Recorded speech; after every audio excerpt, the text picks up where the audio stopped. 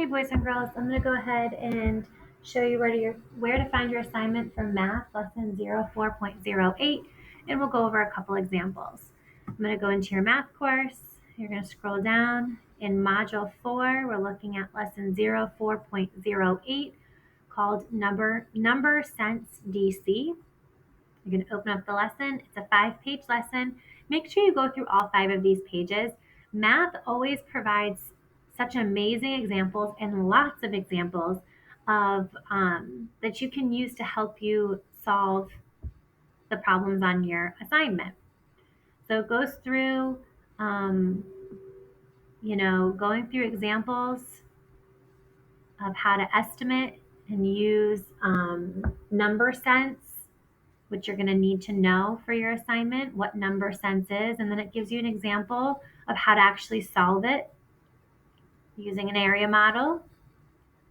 There's another example here using number sense first to make your estimate, then using the area model to solve and comparing the number sense estimate to the actual solution. So this whole lesson goes over using number sense to make an estimate and then to solve the problem and to compare, is your actual answer close to your estimate? And what estimate means is your number sense, using your number sense to make an estimate. Here's another example. Again, it shows you how to make an estimate using your number sense. Number sense tells us the solution to the equation will be less than 6.7. So we're learning that we can use our estimates or our number sense to help us determine what is our answer going to be close to. Then you solve it. Then you check your estimate with your final answer. Here's another example. Using your number sense to make an estimate, solving, checking your answer. So that's what you're working on in this lesson, is using your number sense to make an estimate and then solving the problem and checking, was your answer close to your estimate? That's going to kind of help you see if you did the problem correctly. All right, your assignment here is on the last page, Number Sense DC. I'll open that up. You've got 5 questions. 4 of the questions are where you're using number sense and you are solving these problems and showing your work. And number 5 is a short answer question, which we'll talk about in just a moment. So I'm going to go ahead and look at a couple of these with you, and then you will work on a couple on your own, and then I'll talk to you about number 5. So I'm going to go ahead and screenshot. Let's do 2 and 4. So we're going to do these 2 problems together, and then you guys will do 1 and 3 and 5, but we'll talk about 5 in this video. Okay, so in the lesson, it talks about number sense and using your number sense to make an estimate and then solving the problem to see if your answer was close to your estimate. If it was close to your estimate, then you probably got the right answer. If it's way off from your estimate, that might mean that you did it incorrectly and need to redo your work. So let's start by doing our number sense. So with your number sense, what I like to do is I like to round. So 6.5, we can round to 7. 3.1, we can round to 3. When I do 7 times 3, I get 21. So our answer should be around 21. Okay? It should be around 21. So if we get an answer that's 25, that's probably too high. If we get an answer that's 15, that's probably too low. Our answer should be around 21. So now let's go ahead and solve this problem. We're going to use our area model. So like before, we take our first number, we write it down the side, 6 and 5/10. I'm breaking apart my number. And then 3 and 1/10, I write at the top, 3, and then I move it over, 1/10. I draw my box underneath. I break my box up so there's a space for all the numbers. And now I solve for each box. This box let me do a different color here. This box I'm going to do 6 times 3. 6 times 3 is 18.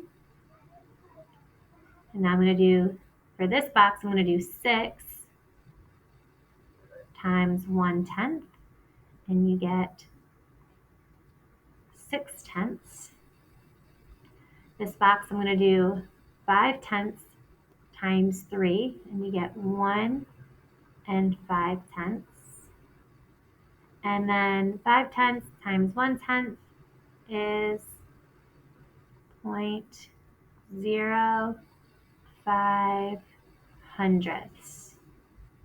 Okay, so when I've got my multiplication done for each box, then what you do is you add. So my first box is 18. And I like to make it with a decimal so that I can line up my numbers. That's still 18 wholes. My next number was 6/10. So now that I've added the decimal and the zeros to my 18, now I can line everything else up. 6/10. And then my next number was, and we can even put a 0 here as a placeholder. Then I've got 1 and 5/10. And then 5/100. Again, I can put a 0 as a placeholder. 5/100. Okay, now I can add 5 and 0. And I could even put zeros here as placeholders. That's fine. 5 and zeros is 5. 6 and 5 is 11. So I'm going to put my 1 down, carry my 1, bring down the decimal. 8 plus 1, the 1 that I carried over, so that's 9. Plus 1 is 10, so I put my 0, carry my 1. 1 plus 1 is 2. So I'm at 20 and 15/100 as the final answer. Is that final answer close to our estimate, which was 21? Yeah, it's very close. So I can make sure that I use my number sense, which was making an estimate, and using that estimate to make sure that I've got the correct answer. Now, if I got like 40 as my answer, I know that my answer is not right because my estimate should say that my answer should be around 21. Okay, so this is very close to 21. 20 and 15/100 is very close to 21. So we've got the right answer, or really close to the right answer if we did get it wrong. All right, number 4, we're going to do the same thing.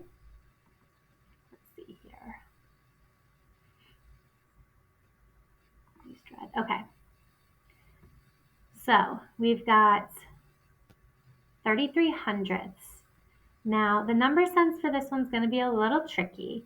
I'm going to take 33/100. I really can't turn that into a whole. It's too far away from being one whole. So what I'm going to do is I'm going to keep it, but I'm going to make it 30/100. Make it a little bit simpler for myself. So I'm going to keep it 30/100. And I'm going to multiply that by, let's see here, we're looking at 7/10. That's close to 5. Well, let's round it. I want to round it to. Let's round it to 5/10.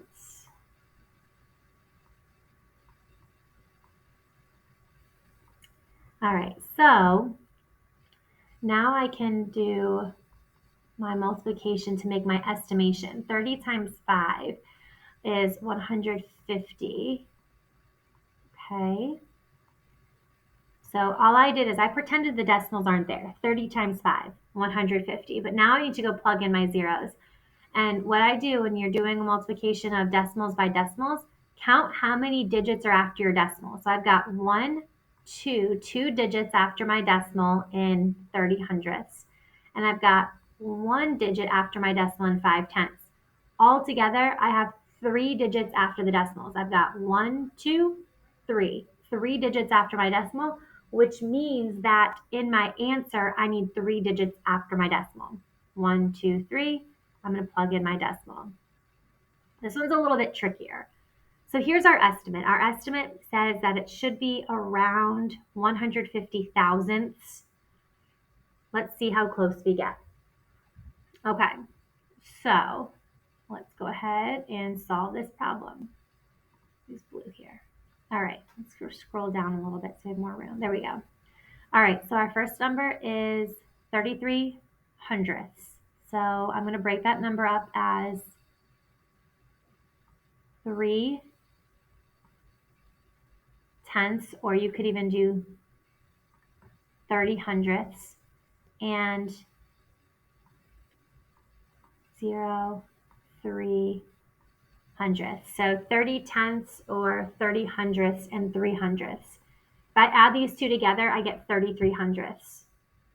0 plus 3 is 3, 3 plus 0 is 3, 33 hundredths, and that's what our number is right here.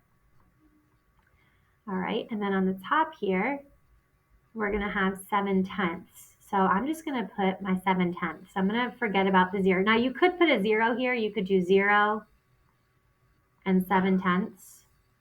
And we could do it that way. That's perfectly fine. We just know that these two numbers would be 0 because 0 times anything is 0. So you don't have to do the 0, but we will in this case. So I'm going to multiply this first box. This first box, I'm going to do 30 hundredths times 0, 0. 3 hundredths times 0 is 0. So that was easy. Now let's look at 30 hundredths times 7. Well, let's start by doing this. Let's do 30 times 7. 30 times 7 would be 210. Okay. And like we did over here with our estimate, I have to plug in my decimal.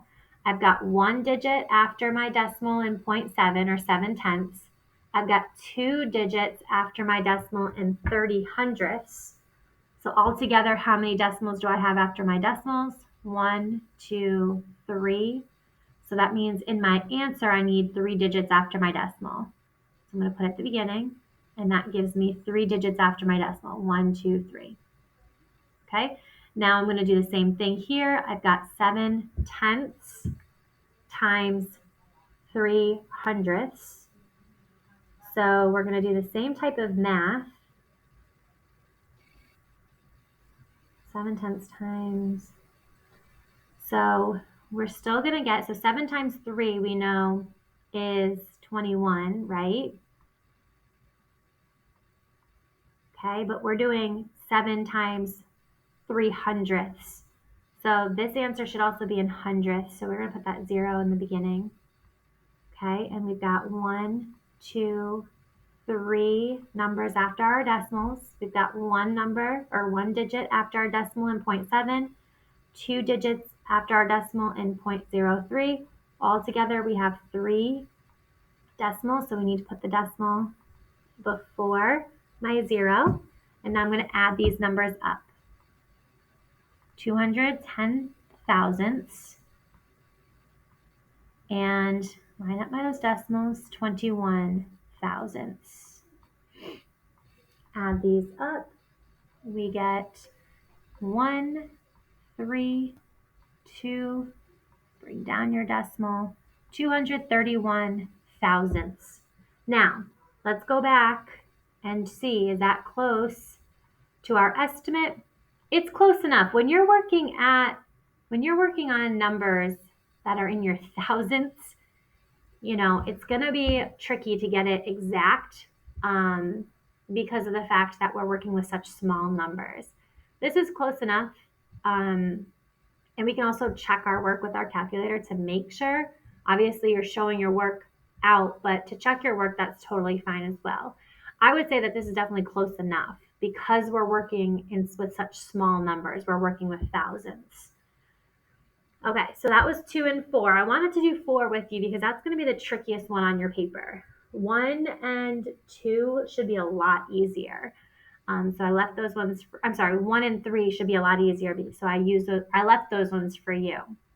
Now let's talk about number 5. If you scroll down, number 5 says, explain the relationship between a strategy such as number sense and a written method such as partial products or area models for multiplying decimal numbers. So what this question is really asking, boys and girls, is What is the relationship between making an estimate and solving a problem? How can we use the estimate to help us when we're solving our problem?